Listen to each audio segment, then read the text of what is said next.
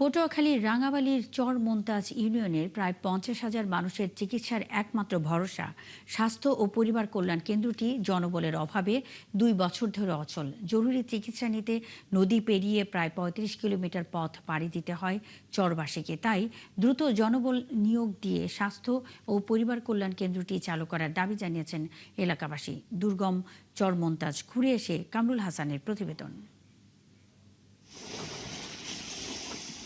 চিকিৎসা সেবা পাওয়া মানুষের মৌলিক অধিকার, কিন্তু চরমন্তাজের মানুষ সেই অধিকার থেকে দূরে। জরুরি চিকিৎসা সেবা পেতে তাদের পাড়ি দিতে হয় উত্তাল বুড়ো গৌরঙ্গ ও আগুনমুখা নদী, যেতে হয় প্রায় 35 কিলোমিটার দূরের উপজেলা গলাচিপায়। আমাগো হাসপাতালে কোনো ডাক্তার নাই, লোক নাই।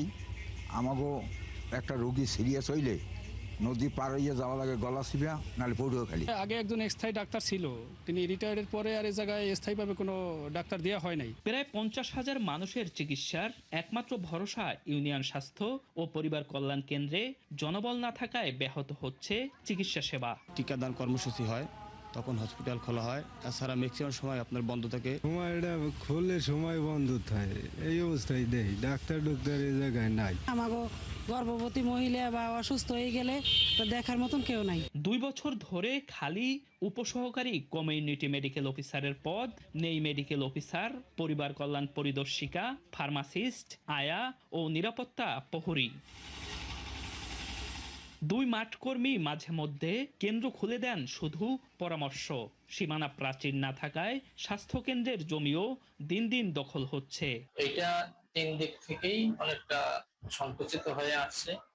আশেপাশের যে মানুষেরা আছে তারা সীমানা প্রাচীর না থাকার কারণে এটা তারা প্রতিনিয়তই তারা অল্প অল্প করে দখল করে নিচ্ছে। রাঙাবালি ইউনিয়ন স্বাস্থ্য কেন্দ্রের একজন উপসহকারী কমিউনিটি মেডিকেল অফিসার সপ্তাহে একদিন অতিরিক্ত দায়িত্ব পালনের জন্য চরমন্তাজে যান।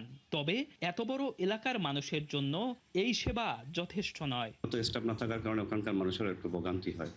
যে স্টাফ দেওয়া হয় বা দ্রুত নিয়োগ দেওয়া হয়, সেক্ষেত্রে স্টাফ সংকটটা সমাধান হতো। উপজেলা নির্বাহী কর্মকর্তা জানান, জনবল সংকট নিরসনে সংশ্লিষ্ট বিভাগের সঙ্গে কথা হয়েছে। স্বাস্থ্য ও পরিবার কল্যাণ অধিদপ্তরের অধীনে যিনি আছেন, ওনার সঙ্গে কথা বলেছি। উনি বলেছেন যে এখানে খুবই আমাদের এমপ্লয়ির সংকট আছে, তো নতুন নিয়োগ না হওয়ার আগ পর্যন্ত বা এইখানে পদায়ন করাটা সম্ভব হচ্ছে না। স্বাস্থ্য কেন্দ্রটি পুরোপুরি চালু করা হবে বলে জানিয়েছে জেলা পরিবার পরিকল্পনা বিভাগ।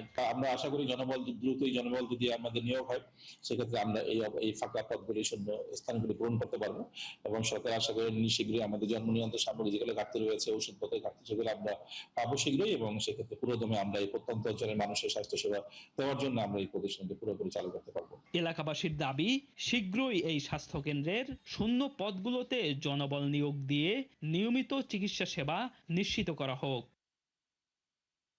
কামরুল হাসান, 71, রাঙাবালি, পটুয়াখালী।